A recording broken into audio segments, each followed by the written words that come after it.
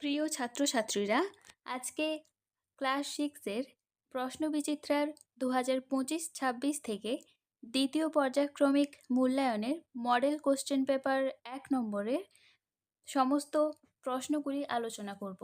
দেখো, আদি বৈদিক যুগের ইতিহাস জানার একমাত্র উপাদান ঋগ্বেদ।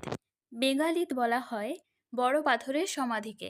জৈন ধর্মের প্রধান প্রচারককে বলা হতো তীর্থঙ্কর। পিটক কথার অর্থ ঝুড়ি। মৌর্য আমলে জেলা প্রশাসনকে বলা হতো আহার।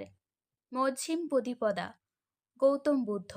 গুপ্ত সম্রাট সমুদ্রগুপ্ত। কুষাণ সম্রাট কনিষ্ক। মৌর্য সম্রাট অশোক। নন্দরাজা ধননন্দ। ঋগ্বৈদিক যুগের প্রধান দেবতা কে ছিলেন? যুদ্ধের ও বৃষ্টির দেবতা ইন্দ্র। সকলোত্তর পথনাথ বলা হতো রাজা হর্ষবর্ধনকে। আলেকজান্ডারের সেনাপতির নাম ছিল সেলুকাস নিকেটর। এলাহাবাদ প্রশস্তির রচয়িতা হলেন সমুদ্রগুপ্তের সভাকবি হরিসেন। কুষাণ সাম্রাজ্যের প্রতিষ্ঠাতা কুজুল কদফিসেস। বৌদ্ধ ধর্ম প্রচারের ভাষা ছিল সংস্কৃত। ভুল। বৌদ্ধ ধর্ম প্রচারের ভাষা ছিল পালি। ইন্ডিকা গ্রন্থের লেখক হলেন মেগাস্থিনিস। জেন তাবেস্তার শ্রেষ্ঠ দেবতা ইন্দ্র। ভুল।